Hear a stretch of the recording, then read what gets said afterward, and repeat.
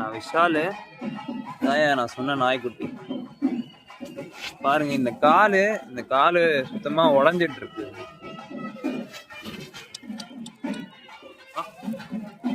பாருங்க எப்படி இங்கதான் இருக்கு லொகேஷன். முடி காணிக்கை.